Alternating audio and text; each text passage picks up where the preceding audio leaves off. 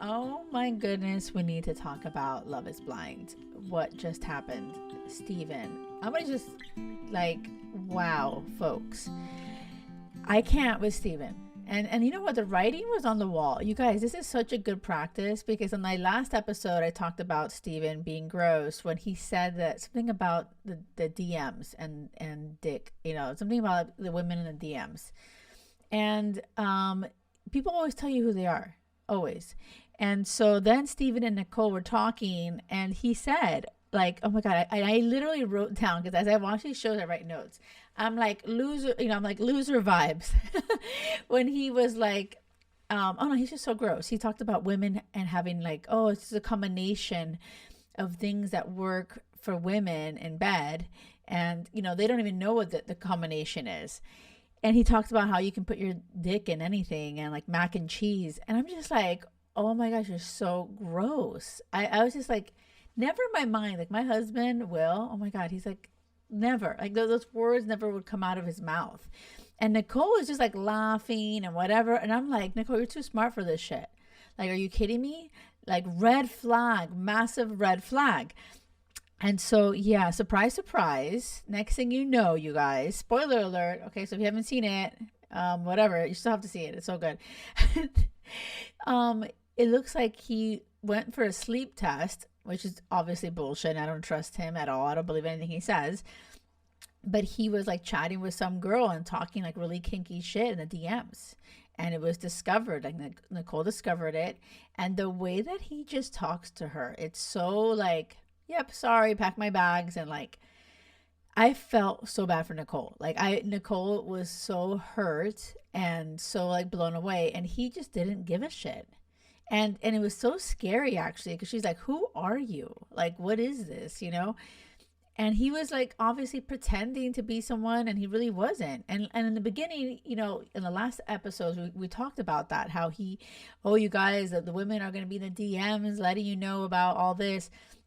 And it's like it felt like he had an agenda. Like his agenda was to get his head, face out there, get some, women in his DMs, and that's it. He didn't want to freaking get married. He didn't want to fall in love and all that shit. And honestly, he already lost me when he was like, what's Louis Vuitton? I was like, what? Ew. Nicole is a badass, and she like seriously deserves everything. And if gifts are a love language, then fuck yeah, good for you, Nicole.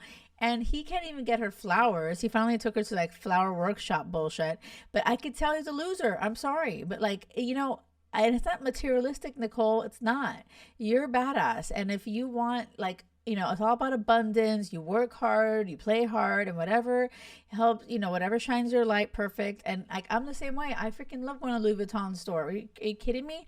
And Will knows it. And even though Will, my husband, his love language is not gifts. He doesn't matter. I'm his priority, and he's always going to show up for me. Look at this, like all this freaking jewelry I wear. Like he knows that I'm into gold. He knows I'm into diamonds. And you know what? There's something wrong with it. Okay. And so this guy, Steven, gave me loser vibes. And then now he like, okay, cherry on top. You're a douchebag, lying, gross, blah, blah, whatever. Oh, Nicole, I hope that like she doesn't lose, faith that, oh my gosh, it's out there for her, an amazing, healthy relationship. What can she learn from this? And I know that like a lot of you guys may have dated someone like this, like Steven. He's full of shit, full of lies, and hooks up with you and then just kind of like, okay, bye-bye, And this is where I don't want you to just be victim and, oh my gosh, what happened to me? And then think all men are like that, because they're not. Like, they're truly not. There's so many great men in the world, and Steven just happens to be a douchebag. Okay, go ahead and fuck your mac and cheese.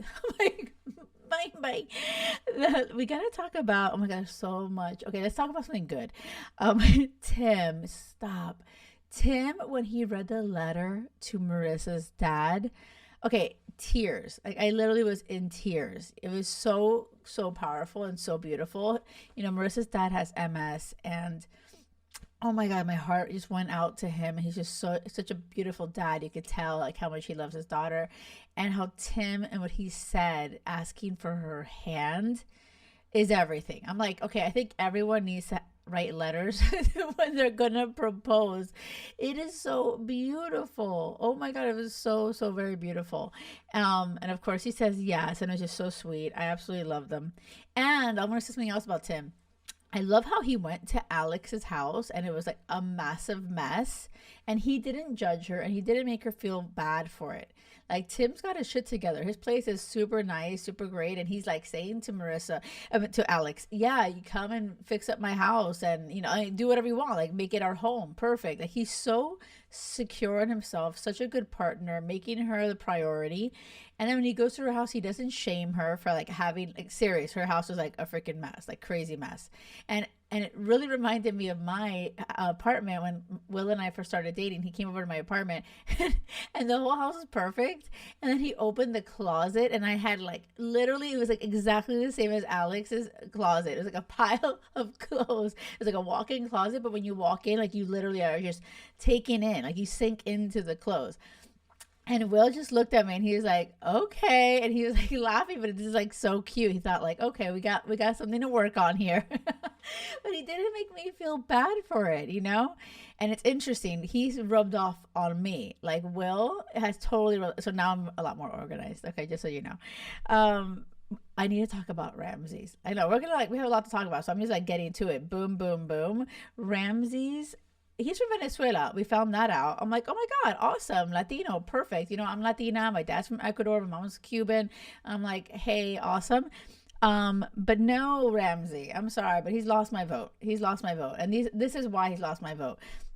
Marissa's a badass, and she was in the military.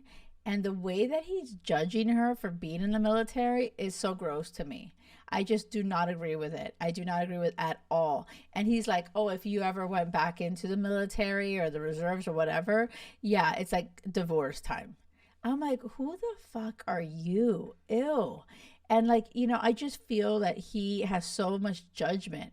And there's like when he met Marissa's mom, you guys have to, like, it's just the best. This is like such good TV. Because Marissa's mom is terrifying. Like, understand something. I'm like, I don't filter things. And I'm like starting to filter myself because I don't want Marissa's mom to come after me. I'm like, oh shit. You cannot fuck around with that lady. Like, she's like serious business. Quite terrifying for like Ramses, which actually I'm really happy about because I don't like Ramses. So good for you, Marissa's mom, right? But she was like, hey, my kids have worked really hard to get to where they are, and you're going to sign like a prenup. Like, I don't know about this whole love thing. Like, obviously her mom is jaded and, obviously disappointed by many men that she's been with, whatever. And I get that. I've been, jaded in the past too. I've dated assholes too and whatever. And I'm like totally filtering right now. I'm like, I don't want Marissa's mom to kick my ass. But, she's trying to protect her daughter. And she's like, sign that prenup. And the guy says yes, right? But something that he said, and did you hear it, you guys? He said, oh yeah, I don't want to be a billionaire or not even a millionaire. I'm not for hoarding wealth. I'm just like, ew. It's like, it's not about hoarding wealth, you fucking loser. I'm sorry, loser. I'm saying it. I'm not even fucking sorry. I'm like, Marissa, run. Like, there's all these things that are nice about him, but it's not everything. It is not everything. Do not settle, Marissa. Do not. If you want all the money and abundance, hell yeah, there's nothing wrong with it. If you want to go back to the military, fuck yeah, Marissa. Do whatever lights you up and whatever you want. You're freaking badass, and I trust your judgment. And it's like, no, Ramsey, stop being a little like judging fuck. I'm sorry, but you're so limited. Seriously, you're limited, and you're going to hold Marissa back, and you're not going to help her shine brighter. You're going to hold her back by your fucking stupid judgments. Oof. I hope Marissa hears this. I'm tagging her on this. Let me know in the YouTube comments if you agree, if this resonates, if you're listening on Spotify, Apple, like, hello, reach out to me on the JkL on Instagram. Okay. And leave reviews. You can actually respond to this episode on Spotify and be like, oh my gosh, comment, whatever you want to comment. Okay. I read every single thing you guys send me. Seriously, I do. It's not like it's my assistant. It's me, like literally. We have to talk about like a couple more people. Okay. Hannah and Nick. Hannah is like giving me, Hannah's a badass in a lot of ways, right? But the way that she is so critical of Nick and just putting him down is so gross to me. And it's a lack of emotional maturity and very condescending. And so she's very like, you don't know how to mount a TV. You don't know how to do this. You live in the basement of your family's house. You don't know how to cook. You don't know how to boil water. There's like a way to communicate in a way where you're like, you're a team. You're helping each other grow. You're not going to just dim them and put them down because they don't know shit. Like, just because he had a different, and so like, it's interesting how she was so hard on him. And then when he comments and makes a joke at her expense, because that's what she's been doing, all these jokes at his expense, when he throws it back at her about being unemployed, she gets fucking pissed. And at the end of the day, you get what you give. If you're gonna be a bitch, I don't blame him for being upset and hurt, and now he's retaliating. This isn't healthy. This is actually gonna get worse if they don't seriously stop. And then when she went to his house to meet the family, first of all, we found out that Nick is Cuban. What? I'm like, yes, Nick, I'm Cuban too. And his mom is cooking ropa vieja, and I love ropa vieja. Yes. And his mom was awesome. I like absolutely loved his mom. And she said, I think we pampered him like whoopsie daisies, and what I noticed about Hannah is that she became so much softer, like with the mother there. And then she even said, oh, I know it's different with him, but I think it's not that big of a deal. Like, we can work through it. What Hannah doesn't realize is that, what she's saying to her is so much softer and so much like a better delivery. But the way that she speaks to Nick is so awful and so aggressive and passive aggressive, and it's not emotionally mature. Like, I don't know if they're going to make it to the altar, because every single thing, every single day matters. Like, and it should matter always, not just on the show. Like, in every relationship, if your person is putting you down, making you feel less than, like, don't tolerate that. Don't. Like, you say something about it, like, every time you say this, it's not funny. This is at my expense. I really don't appreciate it, and this is where I'm at. I want to grow. Are you with me? Can we do this together? Or are you going to keep putting me down and trying to make me feel like, I'm not enough or I'm less than you? And have that honest communication, that conversation. And if she says, yeah, I can't help myself, be a bitch, and then it's bye time, Hannah. Or she can be like, oh shit, be vulnerable, Hannah. Like, put down your guard and be vulnerable and say, oh my God, I'm sorry that I've been making you feel that way. You know what? I could do better.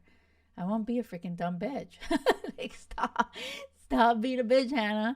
And I don't know. So I don't know what's going to happen. If I have to say a prediction, I don't know. It can go either way. It can go either way. Tyler and Ashley, oh my gosh, you guys, like, last minute craziness. I always love Tyler and Ashley. I love how they pray together. They're so sweet. They're so aligned. He meets her dad, like, so freaking cute. The dad is adorable, starts crying. I love a man that cries. Like, he wears his heart on his sleeve. I love it. But then Tyler is like, even though they've been talking about babies, then she just found out that he has bebés. He has 3 bebés. He has 3 kids. I first freaked out when they said that. I was like, wait, what? He has 3 kids? But no, he has 3 sperm babies. I'm like, oh, it's different. Like, that's not a big deal. Like, to me, it's not a big deal. Like, let me know for real. Is that a big deal? Is that a bye-bye time? I don't see it as a bye-bye. I don't know why he didn't share it earlier. Like, that's I'm curious. Like, why haven't you said it earlier? You have all these hours to talk. You've been talking about kids. That is a little bit concerning. Like, why? And by the way, you guys, that's lying by omission, right? Like, don't say, oh, I didn't say anything. It doesn't mean I lied. You did lie. You're lying by omission. But is it really that big of a deal? I think they can get through this, unless he is like supposed to take care of them, maybe the father or some shit. But it sounds like he helped someone have kids that couldn't have kids. So I'm like, yay, Tyler's a nice guy. Like, so let's see what happens on the next one. Wait, we're forgetting somebody. Stop. The last couple. Taylor. Oh my God. And Garrett. Okay, I told you I loved them before, and I still love them now, and they're awesome. Like, I cannot imagine them messing this up. And like, when shit hit the fan with Steven, I love how Garrett was like even more of a shining star. You know what that happens, right? When someone like totally sucks and like they really like you just look so much better. But that's exactly what happened. Like, and Taylor really appreciated his maturity and the way that he showed up for, you know, Nicole and for her. He's like nothing like Steven. Like Steven is so gross. It's just like there's no comparison. And so I love that Garrett, and you guys, huge thing was, you know, what's her face? Taylor meets Garrett's family, and they're like super nice family. The mother's crying because she's like, oh crap, like this is happening, and she's a little bit like scared and whatever, which is understandable. But I love Taylor, how she like communicated in such an intelligent, mature way, and really you know, reassured the mom, and it was really just hard on her sleeve. Like seriously, Garrett's mom, I hope, can really like see, wow, this woman is amazing for my son, and I would love her in our lives. Like, yes, I'll take that, because you never know who your kid's gonna bring home. And like, I know I brought some crazy ass people home, so like, trust. I love that. You know, Taylor was just so amazing. She's so sweet. But the thing that the family does not like is that Taylor wants to go to San Diego. And I adore how Garrett is like, okay, let's go. Even though he, you know, was very close to his family, he's like, I love what he says, you guys. And this is what I want you to know, that this exists. And this is literally how Will is too. Like, Will is the same way with me, always has been, you know? And so Garrett's like, if you want to be in San Diego, like, I'm going to go wherever you want to go. Like, that's it. Like, I've never felt this in my life. I'm not going to risk losing you. I'm like, so this is what you all need to see, is Garrett's heart on his sleeve, so vulnerable, so like intentional. His priority is Taylor. Yes, all of that. Like, that's it. Okay. And so like, and Will truly has been like that from day one too with me. Always. What I was like, oh, I want to move, you know, we're from Miami. I'm like, I want to move to Boca Raton. Not because I like Boca Raton. I prefer Miami, but my twin was living in Boca Raton. So I'm like, I want to go to Boca Raton. He's like, that's it. You want to be with your sister? I get it. We moved. He has to drive an hour and a half down to work every day, an hour and a half back in freaking traffic of South Florida. You guys, it sucks. Then when I was like crazy, oh, let's go out to Tenerife in the Canary Islands, in the middle of freaking like nowhere land. He's like, you're crazy, but happy wife, happy life. Let's go. And like, seriously, this is the partner you want. Is like, whatever you want, they're going for it. Oh, yay, Garrett. I love it. So you guys, you have, you know, I love the show so much because it's like, oh my God, if you see any signs of anyone like Steven, it's bite time. If you see something like Garrett, it's yay. I love this. And notice how the good, healthy communication. Notice the shit communication like Hannah. I am so excited. I want to see what happens. So love you guys. I appreciate you listening. Remember, don't settle for any bullshit with guys fucking mac and cheese like Steven. It's all about crazy love. Okay, remember, crazy love or nothing. Until next time.